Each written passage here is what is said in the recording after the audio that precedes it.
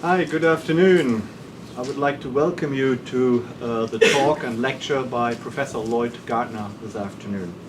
I'm Klaus Lauris, and I'm the Richard M. Kressno Distinguished Professor in History and International Affairs here at the University of North Carolina in Chapel Hill. I would like to thank Richard Kressno and the generous sponsors behind the Kressno Distinguished Professorship for making possible this lecture series on the United States and world affairs, the Cold War and beyond. I would also like to thank the staff of the Department of History for all their great help and support for organizing all this. I'm also very grateful to our cameraman, Phil, from our Center for European Studies, an EU-supported Center of Excellence. Phil will ensure that in a few days' time, the lecture today will be available on YouTube and on the UNC websites. It is a great pleasure and honor to welcome Professor Lloyd Gardner today. But let me ask, do you remember the Beatles? It was in the year 1963 that John, Paul, George and Ringo had their first UK hit. This was 2 years after the Berlin Wall was built. It was of course also in 1963 that John F. Kennedy was assassinated in Dallas. In the same year, in 1963, and thus a little while ago, Lloyd Gardner began his long and uniquely successful career at Rutgers University in New Jersey. By this stage, Lloyd had already spent 3 years teaching and working for the US Air Force. Lloyd Gardner is one of America's most distinguished diplomatic historians. A former student of William Epperman Williams at the University of Wisconsin, he is the Charles and Mary Beard Professor of History at Rutgers University. A specialist in 20th century foreign policy, Gardner has held several national fellowships, including 2 Fulbright professorships in England and in Finland, and a Guggenheim Fellowship. Lloyd Gardner is the author or editor of more than 16 books on American foreign policy. And when I checked the catalog of the Library of Congress, there were actually 34 items. So some of them you don't even know and you're not aware of. Or I'd like to forget about. Among his many very readable books are such classics as Architects of Illusion, Man and Ideas, American Foreign Policy, 1941 to 1949. Covenant with Power, America and the World from Wilson to Reagan, or The Creation of the American Empire. Then Economic Aspects of New Deal Diplomacy, Imperial America, American Foreign Policy since 1898, and Pay Any Price, Lyndon Johnson and the Wars for Vietnam. Also Spheres of Influence, the Great Powers Partition Europe, from Munich to Yalta. And I could go on and on and on. It is quite unbelievable how many excellent books Lloyd has produced over the years. At present, Lloyd Gardner is Emeritus Professor at Rutgers. But this semester, he is a Louis P. Johns Visiting Professor in History at Wofford College in Spartanburg, South Carolina. Thus, Lloyd is continuing to teach and publish. For example, only recently his book on 3 Kings, The Rise of American Empire in the Middle East, has been published. That was in 2009. In 2011, his most topical book came out on The Road to Tahrir Square, Egypt and the United States, from the rise of Nasser to the fall of Mubarak, if that isn't topical. And the second edition of his book on the 1932 kidnapping of Charles Lindbergh's 20-month-old baby is about to hit the bookstores. It is therefore a tremendous pleasure to welcome Lloyd Gardner today here at UNC in Chapel Hill. Today, Lloyd Gardner will talk about a view of the Imperial Presidency, developments from the war in Korea to Obama's war of the drones. There will be time for questions afterwards. Ladies and gentlemen, I have the great honor to present Professor Lloyd Gardner to you.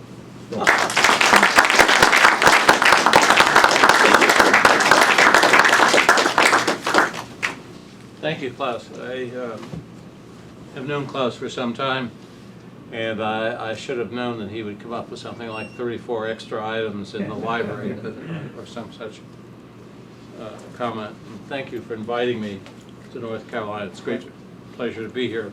First time I've been to Chapel Hill. It's a beautiful town, and I can well understand why my dear friend Richard Cohn came here after leaving Rutgers and spending time as a military historian in the Air Force, came to Chapel Hill.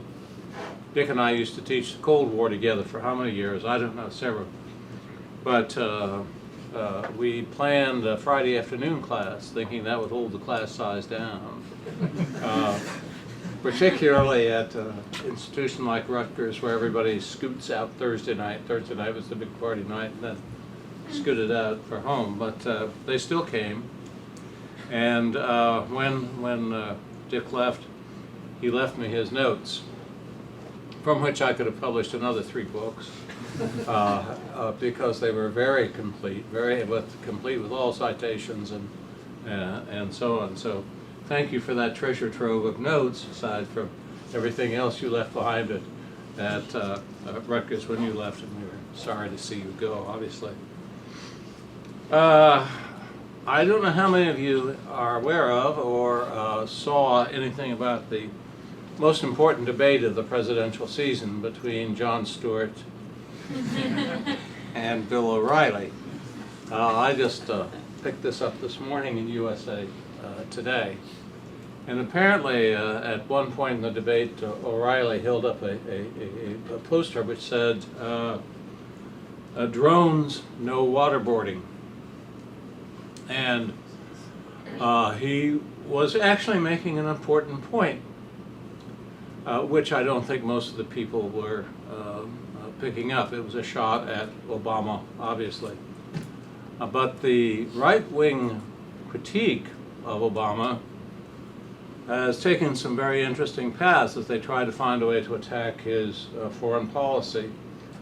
And O'Reilly was actually repeating criticisms made by John Yoo, the man who drafted the torture memos in 2001, 2002, and a critic of those, also on the right, at least he was in the Bush administration, Jack Bellinger, who has also critiqued Obama's use of drones in the Great War on Terror. And Bellinger's used criticism held that instead of waterboarding, we were killing the enemy, and that this was depriving us of the chance to interrogate them. And so therefore, this was a mistaken policy. But he also thought it was nice to point out the hypocrisy of the Obama administration. Jack Bellinger, on the other hand, was saying, in effect, that Obama was misusing the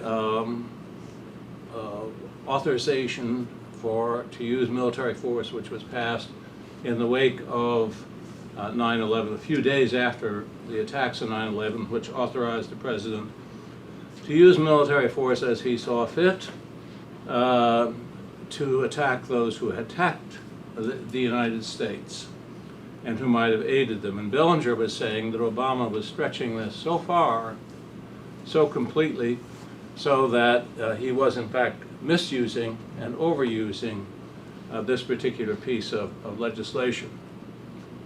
Now, what is very interesting to me about this whole debate is that they come out of what I would call a new institution in the Imperial Presidency, and that is the Office of Legal Counsel. Who had heard of this before 9/11? Not very many people at all. It only really becomes famous after 9/11 with the torture memos, and now again with the memo which Obama solicited from the Office of Legal Counsel to allow him to send a missile, a drone, against an American citizen in Yemen.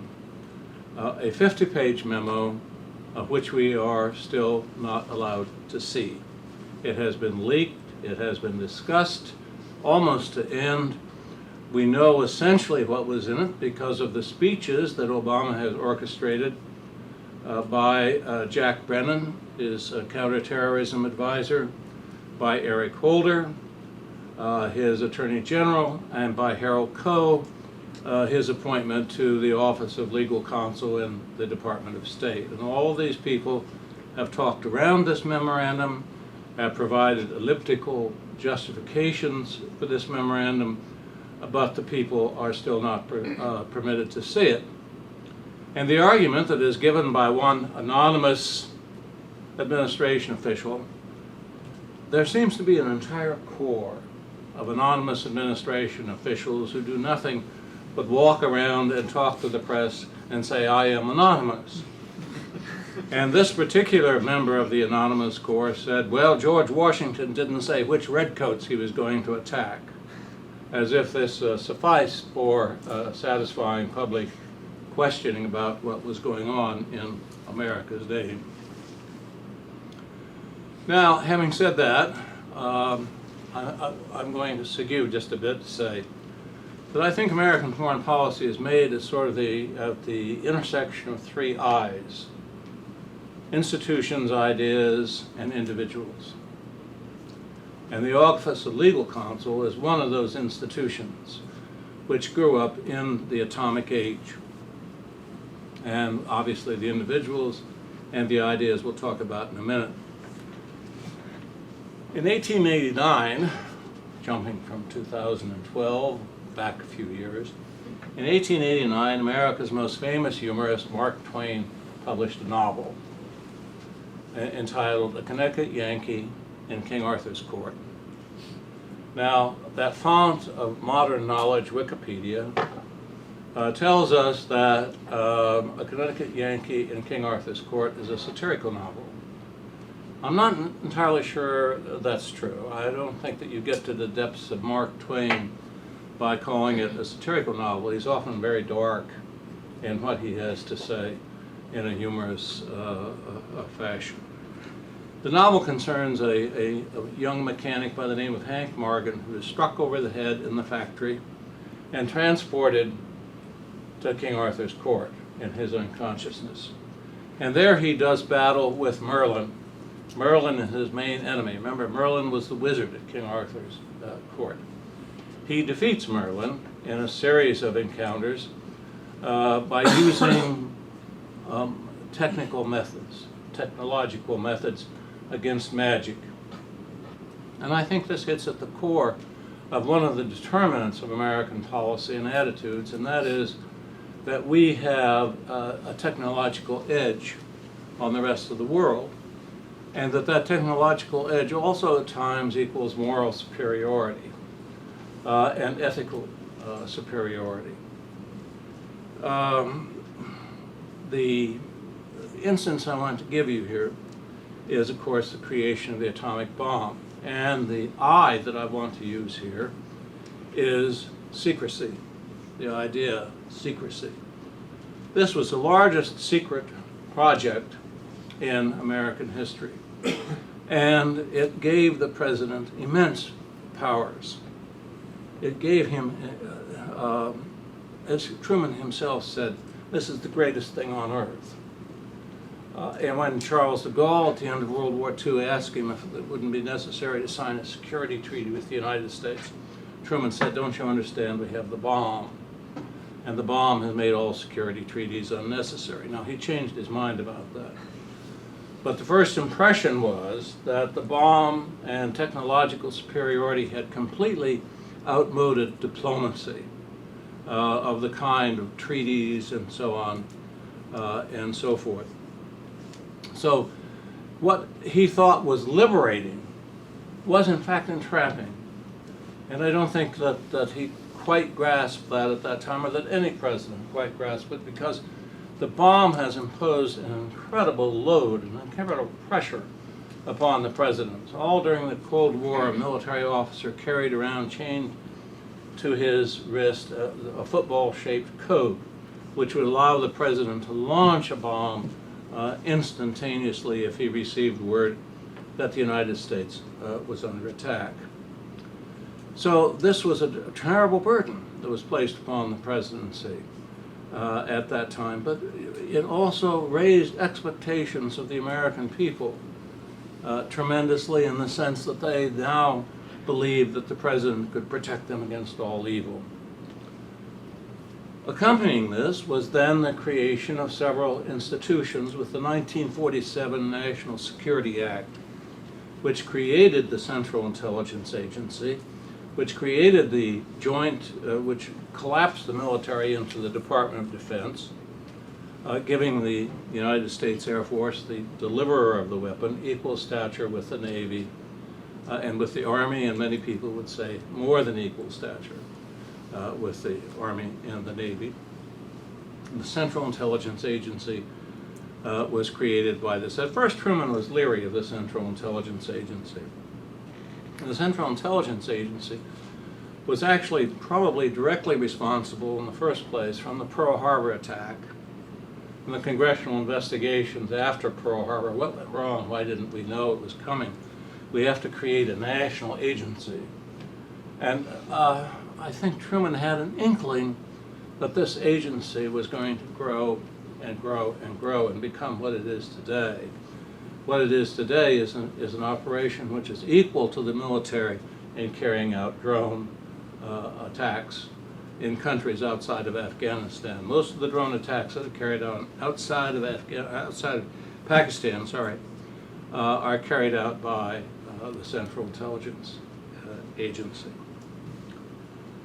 So you had the creation of these institutions in 1947.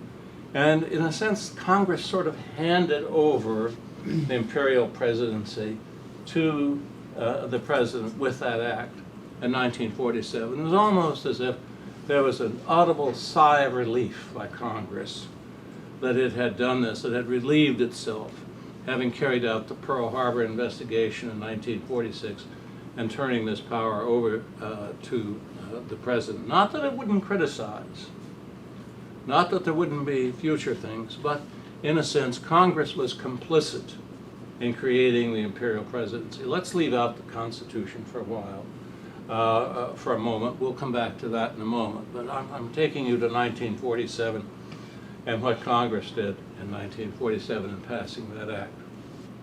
Then we come to the Korean War. And this was a puzzlement. This was the first war in the atomic age. It came after the Russian atomic bomb, after the Chinese Revolution, which had shattered the illusion that the president could protect Americans.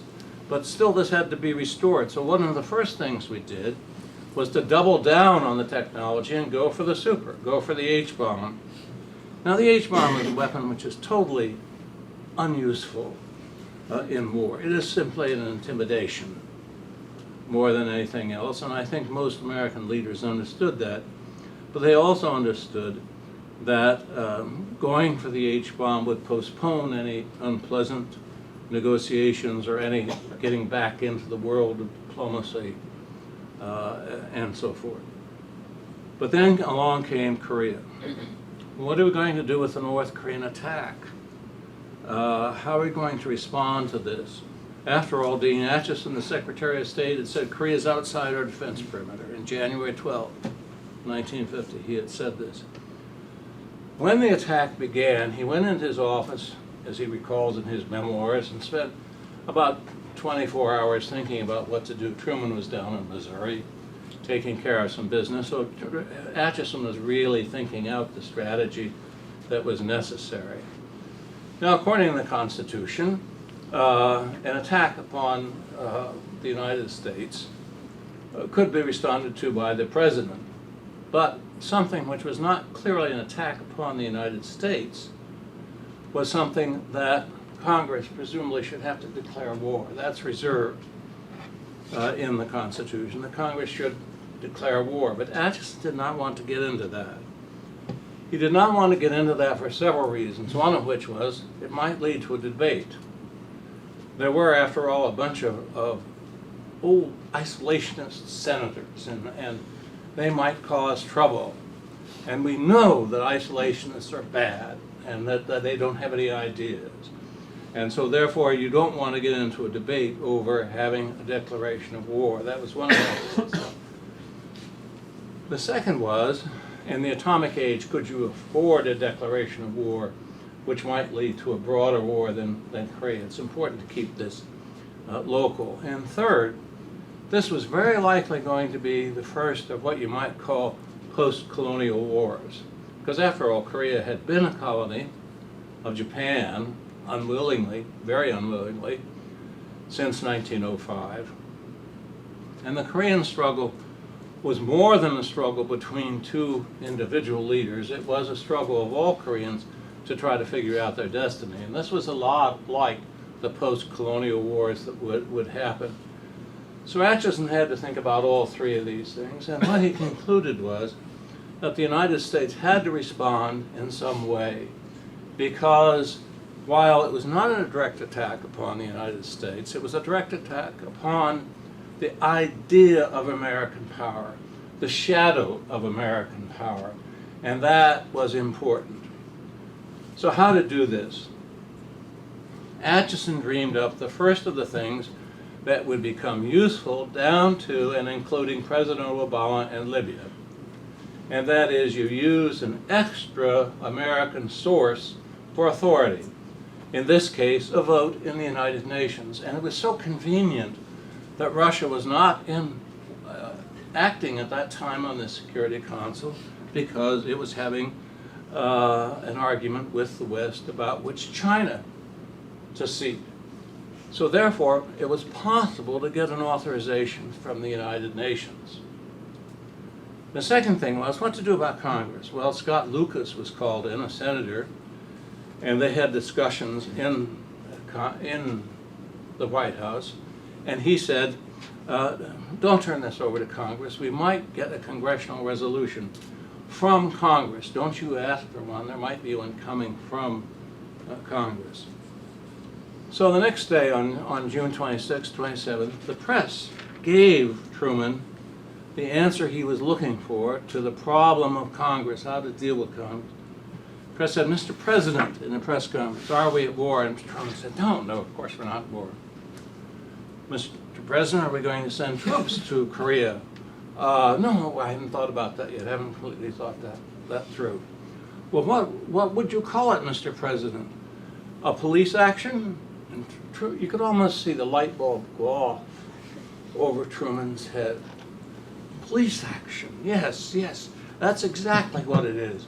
We will deal with these bandits from the north, and so on. And so began, with Dean Acheson and the invoking of the United Nations, and the press conspiring without meaning to, in the description of what Truman would use for the Korean War, which helps launch the Imperial Presidency. A few months later, after things had not gone well, of course, the UN names a commander, General MacArthur. Now, who else was that going to name? Pandit Nehru? I don't think so. The UN named General MacArthur, and we immediately sent over a bunch of blue flags to put on jeeps. And that was about the extent of the original United Nations presence in the Korean War. But, of course, we lined up all these other people to help come in and give us many flags in Korea. But at any rate, a few months later, things had not gone well. MacArthur had overstepped. He'd been warned. He overstepped. He moved too close to the Yalu. Wham! The Chinese come in. It's an entirely new war. MacArthur complains it's time to consider either using the bomb or to put radioactive cobalt along the Yalu. This was kind of scary. This is not what Acheson had in mind. This is not what Truman had in mind at all. And then there was one of those cantankerous people who to presidents just drive them crazy at press conferences. You know, people like Helen Thomas and people before Helen Thomas, May Craig.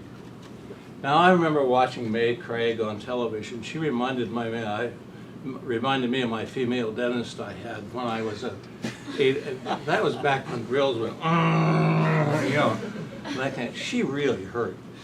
But May Craig said, Mr. President, are you considering using the atomic bomb?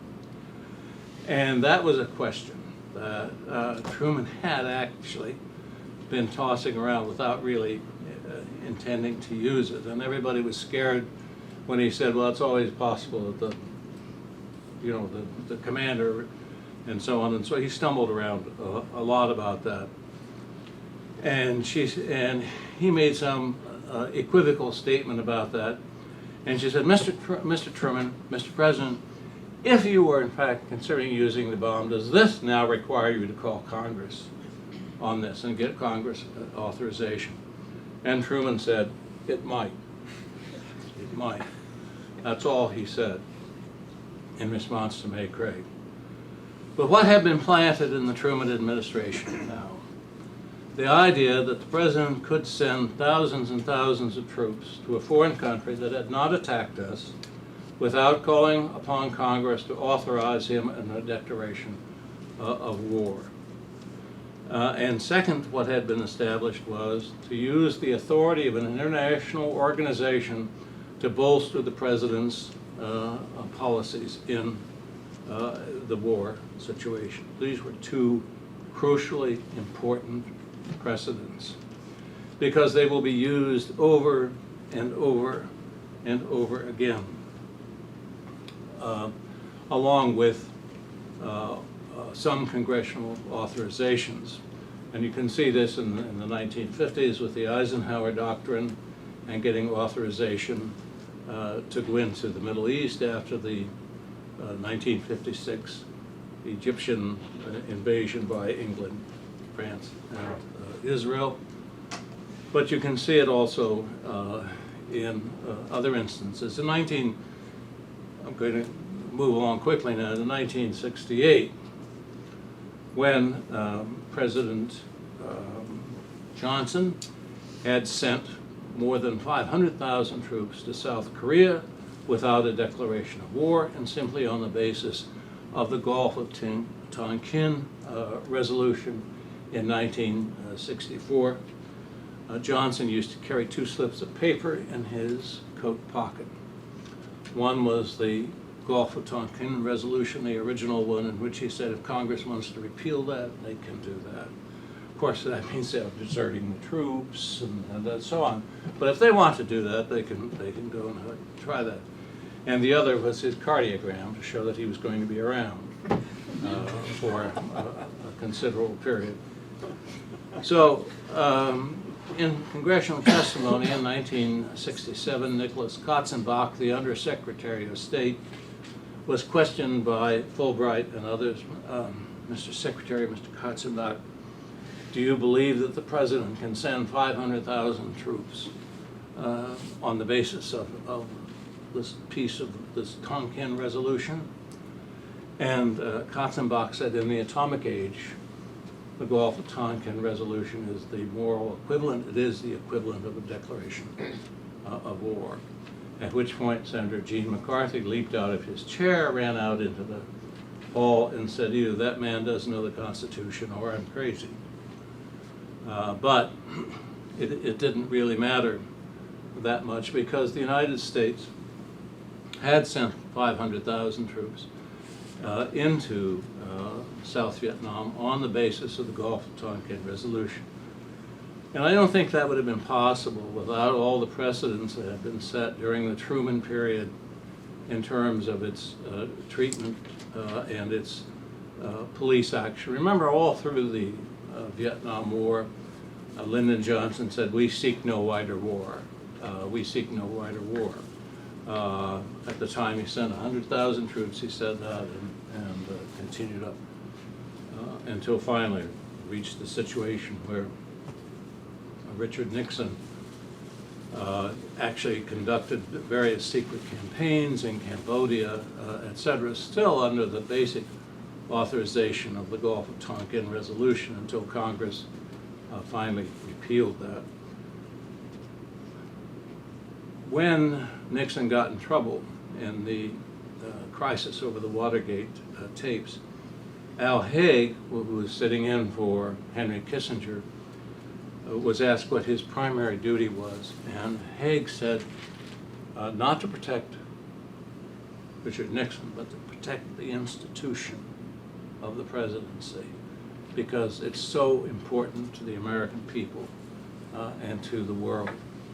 So in effect, Haig was perfectly prepared to sacrifice Nixon to save the presidency as he saw it. Okay, so now we come down to the more modern period, as you would call it, I suppose, or still not within your memory. It's hard for me to keep in mind that the first Gulf War, most of you don't remember very much about the first Gulf War in 1991. When Dick and I started teaching the Cold War, The same thing was true of students then. They didn't really remember the origins of the Cold War, which were so close in our minds. But at that time, George H.W. Bush invoked, first of all, a vote by the U.S. Congress in favor of taking action in order to get a United Nations vote to support him. And he then had a double justification. But he said in his memoirs that no matter how that vote would have gone in Congress, he would still have gone in. He planned still to go in. He did seek congressional authorization, but he said if it had not been given, he would still have gone in. In Gulf War II, the situation was reversed, and that was that Bush got a vote in the UN in order to get a vote in Congress to support him, or to try to support him. So, again, the use of international agencies in order to obviate and in order to avoid, secondly, calling anything a war. Use any term except a war, which brings up the problem of congressional responsibility, congressional authorization. Now, during the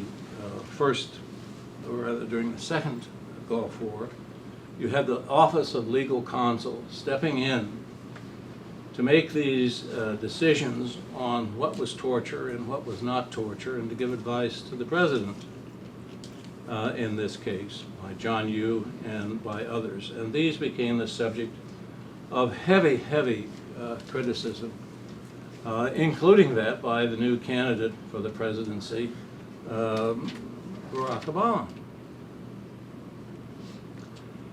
Obama said in a speech in 2007, in one of his original speeches on foreign policy, that there was no need to choose between national security and our national institutions and our ideas of what was just and right. And that was part of our strength. He made that clear throughout 2007 and 2008. What was less clear at the time was that he was also very well committed to the Afghanistan situation. Everybody who supported him thought these were just simply throwaway lines, that he was not really going to carry out a surge in Afghanistan that would bring American forces to 100,000. But again, if you go back to those 2007 speeches, you notice as well that candidate Obama accepted the basic premises of COIN, which was the key word, counterinsurgency, in the Pentagon at the time, and talked in his Wilson Center speech about the lawless borderlands between Afghanistan and Pakistan, where nobody can reach, and so on and so forth, and where a new manual is being devised for this, and so on. He seemed to have advanced knowledge of that.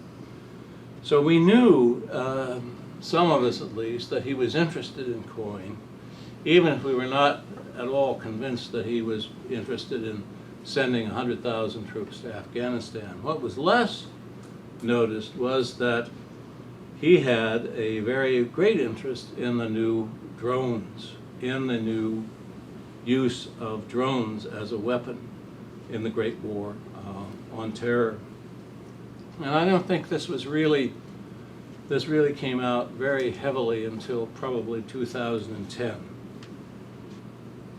He stepped up the use of drones in 2009, and two COIN specialists, Kilcullen and Exum, actually wrote an article, an op-ed piece in the New York Times, in which they criticized the use of drones in this, because I think they saw a little bit of what was coming. But I think the real shift, the real pressure toward the use of drones came in the spring of 2010. And a couple of things happened in 2010 that helped this argument. One was the basic failure of the Marja campaign that was supposed to reverse the Taliban momentum in Afghanistan and put the United States on the path of solving the Afghan problem. That was one thing. And remember, that's the time when General McChrystal talked about having a government in a box ready to roll out. And when they got there, they found that the box was empty and that really there was a great deal of resentment of American forces. The second was the failed explosion in Times Square of a bomb by a naturalized former Pakistan citizen who was a naturalized American citizen. And I think both of these things pushed Obama more toward reliance on special ops and drones. If you read the papers carefully, you see that the special ops people are saying that, in fact, President Obama was more favorable to their presence, to their influence, than President Bush had been, that he was more interested in it, because he saw it essentially as a way of striking quickly, with fewer troops, and using America's technological superiority. Again, using this. And this was the latest example, it seems to me, of the belief in the technological superiority being a liberating factor in American foreign policy, when it in fact is an entangling factor. So President Obama has now, in his 4 years, already launched more than 5 times the number of drone attacks that President Bush used. You could say, well, this is just simply a continuation.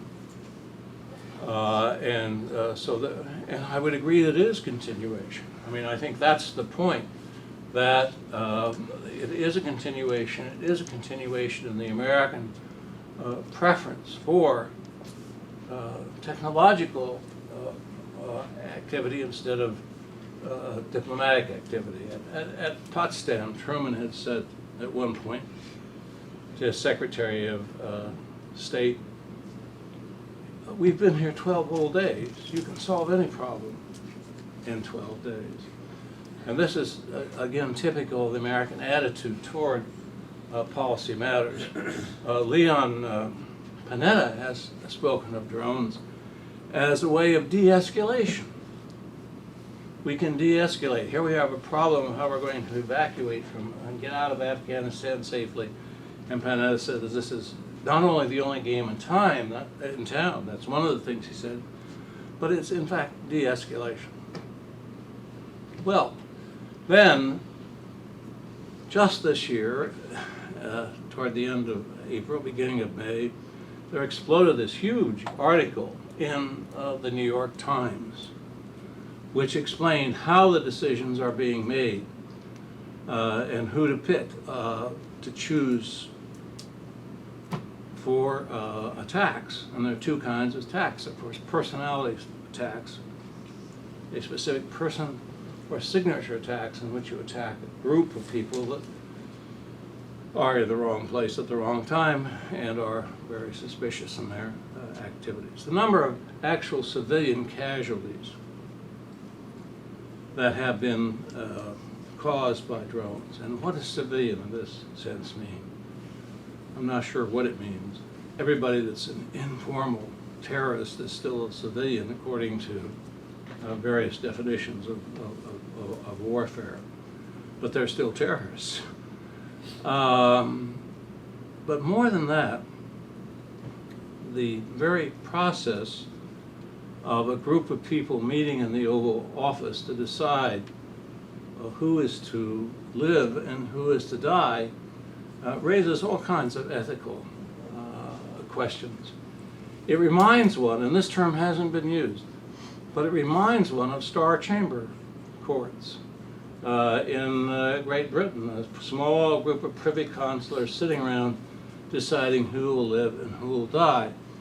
And on the one hand, in the same article, you have that Obama reads Aquinas and St. Augustine on just war, and this is how he makes his decision. He wants to take personal responsibility. And then in the next paragraph, you read that his political advisor, David Axelrod, is present at all of these discussions to talk about how this might play out in the political arena. And this is open news. This you read in the New York Times. And the New York Times, that paragon of Western journalism, which so far as I can see, most nearly represents what the old London Times was, a Tory respectability in the United States. The New York Times did one editorial in which it said that this is too much for any one person to have power, too much power for any one person to have. And then it dropped it. One editorial, and it dropped it. Dropped the subject. Where are we? Well, I'm 45 minutes, and that's about what I'm supposed to talk about in my first talk. But where are we in terms of anything happening to change all these things that I think are so deeply embedded in the American character, in the American political personality? I don't offer very much optimism because I think they are so deeply embedded. I don't think arguments going to the Constitution are going to get very many people excited or upset. They get academics upset. They may provide a basis for things, but if there's to be any change, it's going to come from things like the civil rights movement, in other words, NGO movements that create pressures outside of regular channels, civil rights movement, feminist movement, et cetera, movements. I hesitate to use the environmental movement because it's not even a subject in this year's presidential debates. It's so low on the scale of thinking, and yet it represents the greatest possible calamity that can occur. So what have I tried to say today, and then I'll turn this over to questions? That the Imperial Presidency is not entirely predetermined at all.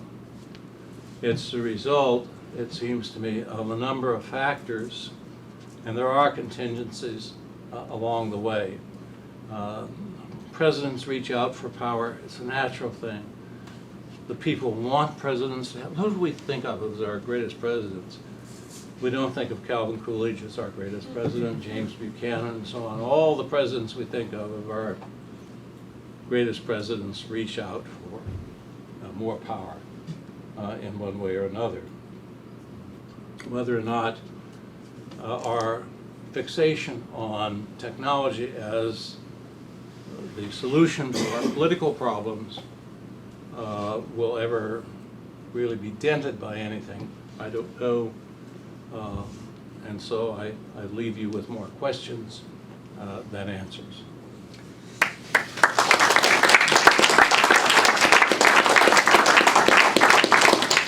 Thank you, Lloyd. This was a very interesting, informative, and indeed enlightening talk. But let me, before we open it up for general answers and questions, let me just play devil's advocate. What is wrong with using drones? Isn't it a nice way of getting rid of terrorists without an invasion, preserving the life of American soldiers and money and finances, and still get the job done? So what's wrong with it? Yes. Well, that's the argument, isn't it? I mean, that's the argument. Give us the answer. That's the me. First of all, I think it puts in the hands of one man the power of life and death in a way that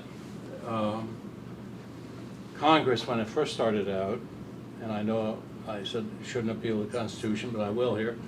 But one of the reasons that Congress was vested with the only right to issue letters of marque and reprisal was because it feared leaders who would start wars for their own private reasons. In the past, we heard George W. Bush say that one of the reasons he wanted to get Saddam Hussein was because he tried to kill my father. And yet the explanation that was used was weapons of mass destruction. The second thing is that when Harold Coe, who used the current legal advisor to the Department of State, used to attack George Bush, he now uses this authorization for military force as a justification. You can carry that anywhere. You can become involved in foreign quarrels, like in the Yemen, on one side or another, because the man that you're allied with happens to see them as political enemies, and yet the president is given this evidence. The third thing is, we don't know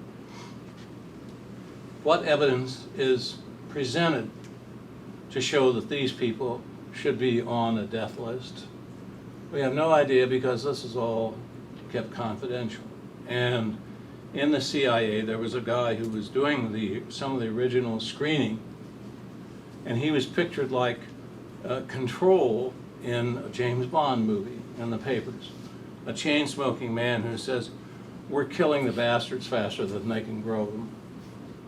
I mean, these are decisions that are being made on the basis of what evidence? We don't know. We're not even given the 50-page memorandum which justified this. The next reason is use of drones is not simply to kill individuals, but to intimidate entire groups. The drones overhead have an intimidating factor. They're used to do this. And this is the way in which you build up more enemies than you kill, instead of the reverse. So for every argument that you put forward here, I would put forward one which counterbalances that and makes it a bad idea. Thank you. And of course it also leaves the issue of American citizens who are being killed by the drones as well. Exactly, yeah. Thanks very much. Let's open it up to questions from the audience. Justin, please. That's a good segue into my question. It was an American citizen killed in Yemen, was it not? And if that was by a drone attack, then what is this about the CIA operating these personal attacks on individuals is not assassination? And I think that, John, you would have something to justify that with. I'm very interested in that justification of how it goes from assassination to a language of personal attacks on individual terrorists. Yeah, John, you mean, what would, you pulled John Yu's name up there quickly, and I wanted to be sure what you're saying, John Yu would think about this? Or what does he at all justify it? I think the Bush administration used him to justify things as well, and now we hear about him in the Obama administration justifying these individual attacks for the White House. I was interested in the language being used from assassination to personal attacks by drones targeting individual terrorists instead of just assassination. Well, that's John Yu's argument about what we did, that instead of using war, he says we're killing them instead of questioning them, and we're therefore depriving ourselves of sources of information. That is his argument.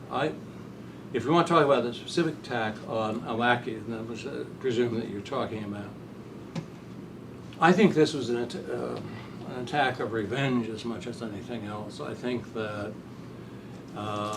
because he had corresponded with the major down in Fort Hood, Texas, who shot the American soldiers, that it was at that point, after he had been identified previously as preaching and so on and so forth, that they decided that they would attack him. And in a sense, I think this is again an example of intimidation, an attempt to use this policy as intimidate larger groups of people. That's what bombing is. That's why Winston Churchill wanted to bomb the Iraqis in the 1920s, that he would bomb a few tribes and they would settle down. I think this is just one more step up on that ladder. Thank you. Is that, sorry. Thank you. Daniel? Thank you for a very enlightening talk. I have two questions, one more historical and then one more presentist. The historical question... Can you speak up a bit?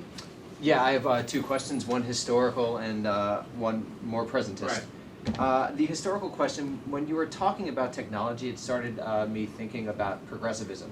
And it seems like one strand of progressivism is the technological, and then the other strand, especially really ratcheting up in the 20s with Walter Lippmann and John Dewey and a bunch of other people, is sort of removing the public from foreign policy making. And I think that's sort of expressed in the institutions, both governmental and non-governmental, of the national security state. Yes. So I'm just curious about your opinion regarding the role of progressivism. It seems like this is the apex of this 120-year project to remove the public from foreign policy making. That's actually a progressive philosophy, and that's why it's very, you see it in liberal internationalism and you see it with Obama.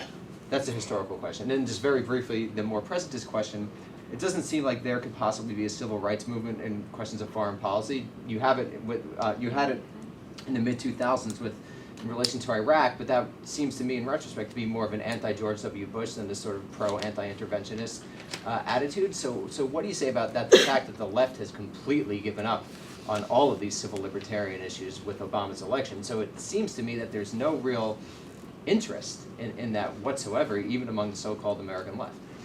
True. The short answer to your question is yes. Well, go to the historical one. That is really, really that's the fascinating one.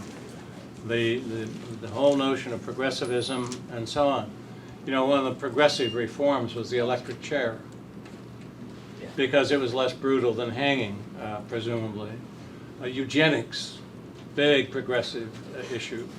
And at one point Hitler said, you know, I admire the United States, they're ahead of us in eugenics, and so on. There's that whole strain of the progressive idea, which is to make us stronger. It was called, there's a Bernard Semmel's book, Social Imperialism, about the British statesmen around the turn of the 20th century, who many of them who thought in these terms of progressive reforms in order to make us tougher and stronger imperialists. So that's absolutely true. Now, the movements today, they don't seem very strong, do they? I mean, and I think that's why Daniel Ellsberg and other people, and Andy Bacevich and so on, like to bring back the draft. You bring back the draft, you might get, because we're completely disengaged from the military now. You know, so unless you have a friend or somebody. So that might be one way in which to trigger this. Maybe not. I don't know. Thank you. Richard Cook. Lloyd, I have two questions too also, one historical and one a contemporaneous devil's advocate argument. The historical one is, why do you let Dwight Eisenhower, who has had this great renaissance, off the hook? That is a president who The clock. Pardon? The time. Oh, all right. Because he started the covert action. Oh, I he's know. bumping off, overturning governments. Yeah. The culmination is the removal of the gems, and so on, and the whole assassination business, which, by the way, is illegal under American law. Yeah, no. So now let me turn to the contemporary. No, I agree with you 100%, but I look up at the watch and I've just gotten through Mark Twain, and then there's so much time. We ought to drop, substitute Eisenhower for Twain. The other argument is that we made a huge mistake, it seems to me, by declaring a war on terrorism, which is ridiculous. And instead, if we had criminalized what these people are, they are really criminals and mass murderers. Trying to bring people who are plotting mass murder to justice under a law enforcement regime would mean that you would try to arrest them. But if they resist arrest, they cannot be brought and tried, then you have to, as you do sometimes with a John Dillinger or a babyface Nelson, you knock them off instead.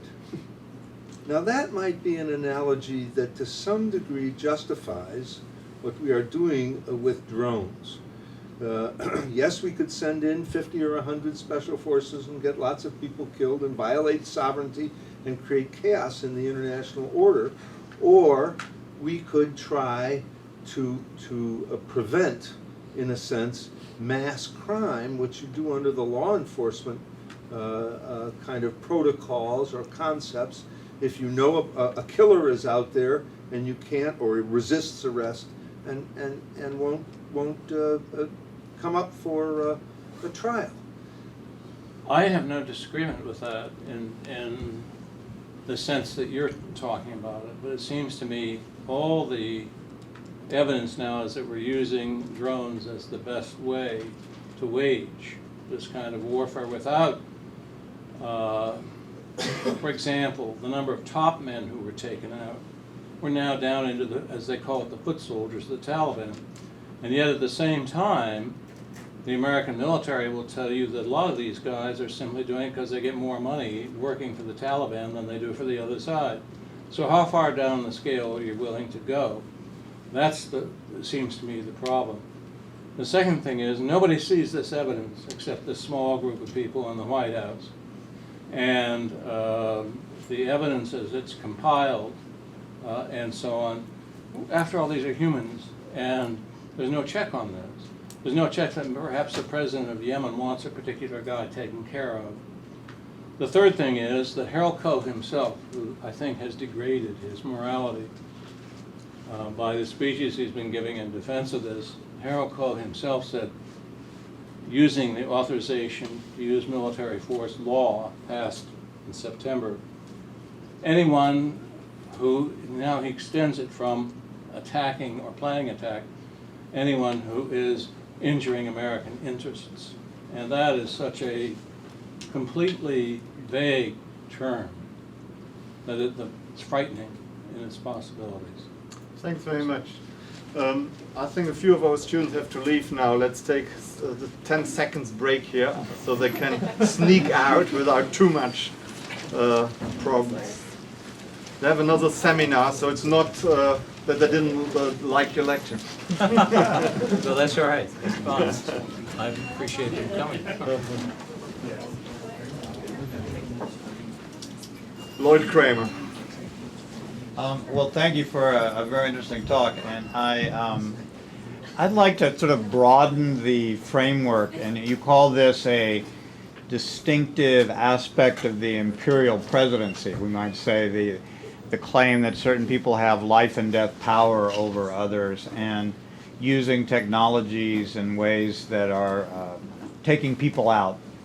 But isn't this, or is this something unique to the American Imperial Presidency, or isn't this in fact the way all, and not to defend it one way or the other, but all powers throughout human history have resorted to this kind of behavior, using the justification that we need to do this to save either our lives, our influence. You know, you go through the wars of religion, the wars of other empires, the wars of all the way back to antiquity. Targeted assassinations are a very common tool used by people in power. So my question is there something unique about the way American foreign policy is doing this that makes it different from other such interventions all through history? Or even most recently, for example, the Israelis have constantly used targeted assassinations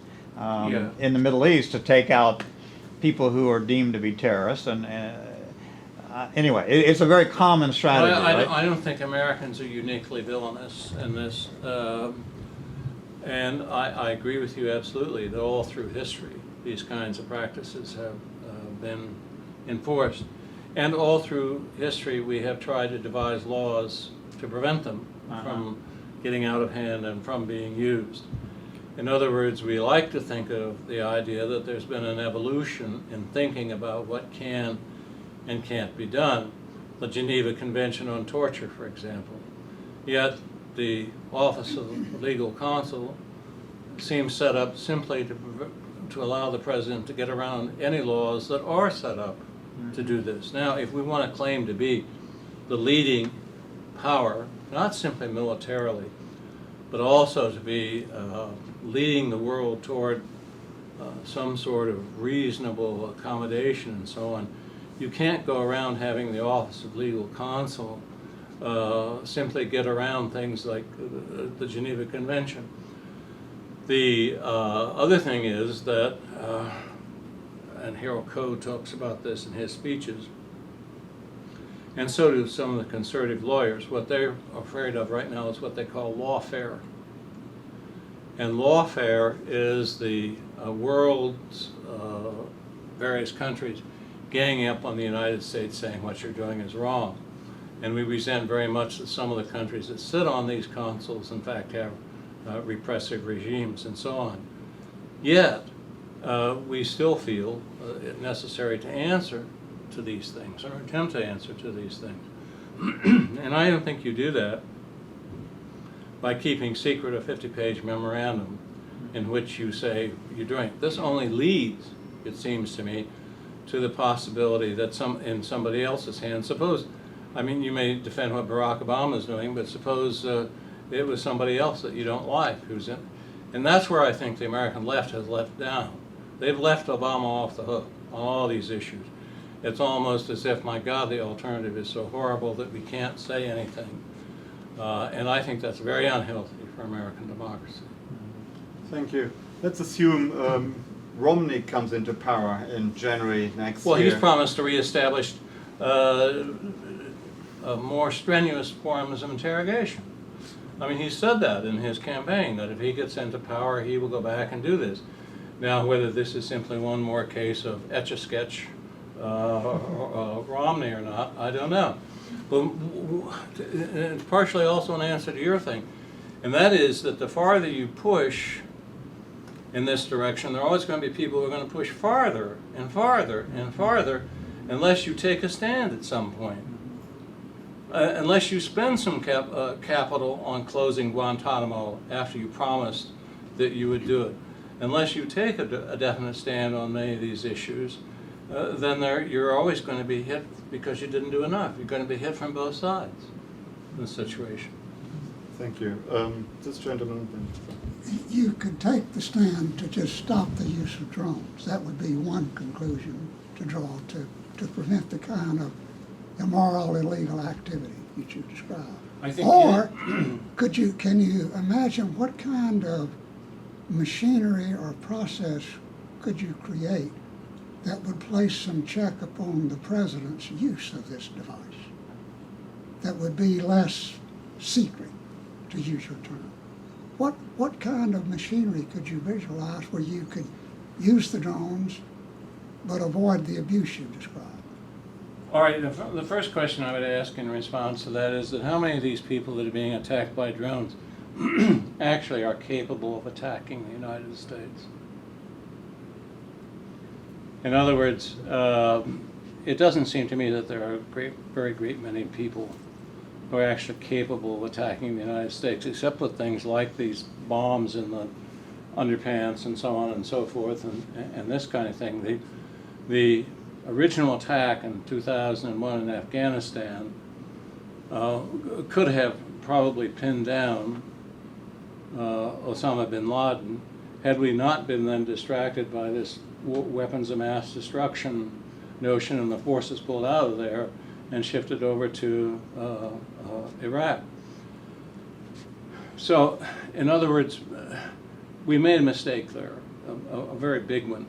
We engendered a lot of enemies. We did a lot of things that made things worse than they had been. Instead of and we completely got out of Afghanistan, practically ignored it, and allowed the Taliban to come back into power, essentially. So we created our own problem. So then you say, all right, what other solution do we have except drones? Perhaps it would be to step back and say, how much of a threat do these people actually represent to America? Not American lives, not to American interests, which are defined in a whole variety of ways. Is it to our interest? Is it really worth alienating all the people of Pakistan and creating a situation where the Pakistan government becomes more and more unstable in order to use drones to take out people in North Waziristan? I'm not sure that if you had a full-scale debate on that you would come down on the side of continuing the drone attacks in Pakistan. And as far as Al-Qaeda in Yemen or Somalia, these are people who are involved in civil wars with the governments that they're involved in. Their most pressing issue is, while they curse the United States and use the drones as example to go after the United States, is a local question, local issues that have to be resolved. See, that's where I would begin. Thank you. Mike Morton. In your talk, you traced the growing American uneasiness with the language of war since the Second World War, the refusal to use the language of war in talking about military action abroad. I wonder to what extent this is not, picking up on Lloyd's point, not solely an indigenous or domestic American process, but rather reflects changes in the international system. Specifically, the creation of the UN seems to me makes it possible to use the language of crime rather than the language of war to talk about the use of military force. We talk about enforcing UN resolutions rather than war on behalf of the UN, for example.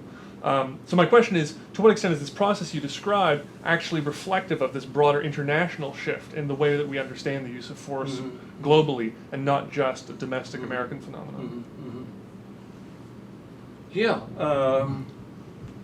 but in both the Kosovo and the Libyan situation, we didn't use the UN, we used NATO as the international justification. And I think that we ought to pay very careful attention to President Morsi of Egypt when he goes to the UN and says, what continent does not have a seat on the UN Security Council, a veto power seat? One whole continent, and that whole continent is Africa. It does not have that kind of representation. So it seems to me that that's the sort of thing we should be looking at if you're going to talk about global responsibilities, etc. Now, is Morsi going to survive his tightrope walking between the Brotherhood and the military in Egypt? I don't know. But he comes up with a point that really is at the heart of what we've been discussing, and that is that these drones are also always used against areas that are not industrialized, not what we call modern or whatever, but against peoples that we feel superior to in many respects. I'm not talking about people in this room. I'm talking about the general feeling that you can use these kinds of weapons against these people because, after all, who are they? But then, of course, the blowback from this, they do go down. And a perfectly good drone went down in Iran. And what does President Obama say? We demand to have this drone back. What do you mean? You violated Iranian airspace and you demand to have the drone back when it's shot down? I mean, that's the kind of double standard that's involved in the drones to begin with, which is so intimidating and which I think is so unhealthy for American democracy and American position in the world. Thank you very much. You would have time for one or two more questions, yes, please. What you're talking about, first off, I'd like to thank you for a very interesting talk. But what you're talking about is actually a really good segue into what I wanted to ask, which is sort of going back to the theme of technology and taking a sort of longer historical view. And I wondered what the effect of the post-Cold War world in which there is this asymmetry, because as a historian of the Soviet Union, I'm interested in sort of that aspect of it. And you went back to the beginning, to the atomic bomb, and the fact that this very quickly is, if not a symmetrical relationship, at least one in which there's the threat of it becoming so, whereas it's clear that, the situation has changed.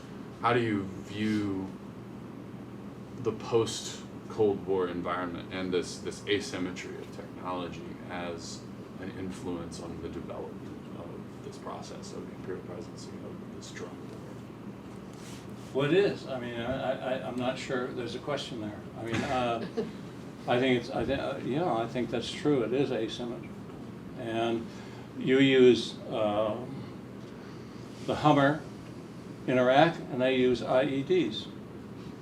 You develop a better weapon for Afghanistan than the Hummer, and you try to drive it across mud flats and areas, and it gets stuck.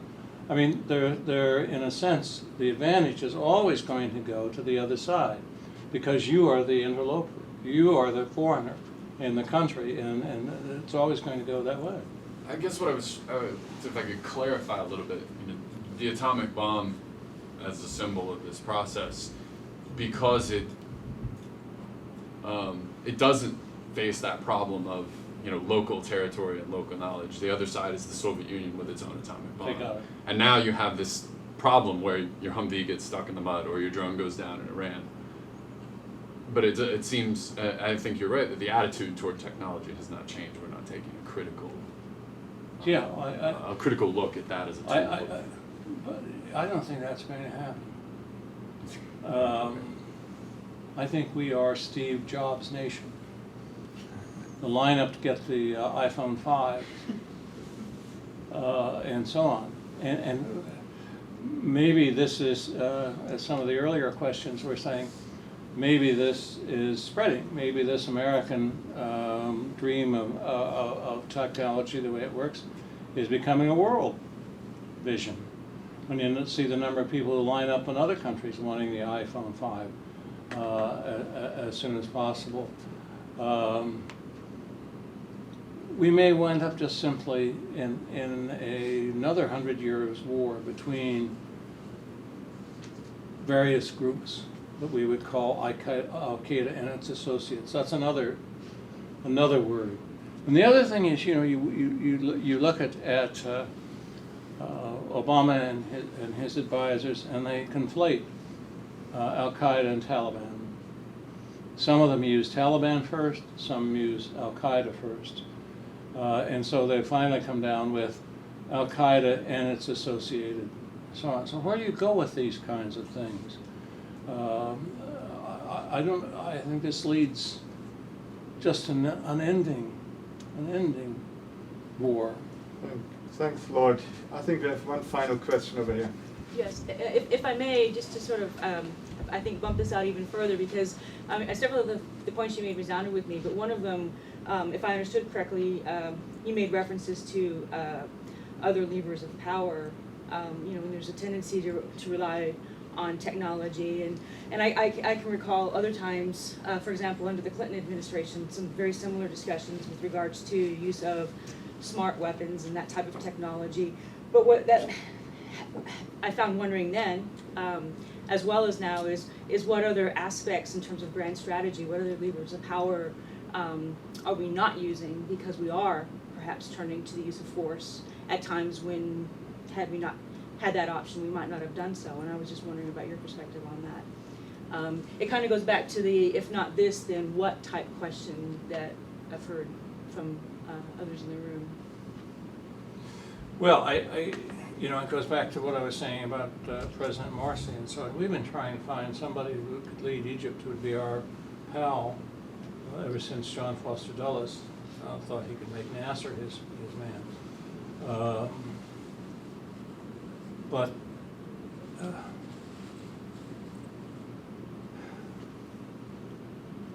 the gap between the industrial world and the non-industrial world, does not seem to be closing, either culturally or in many other respects.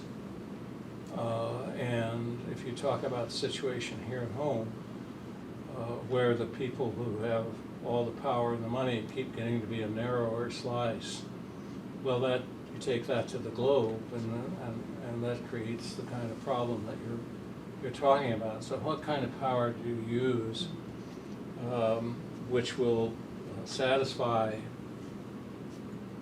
the people?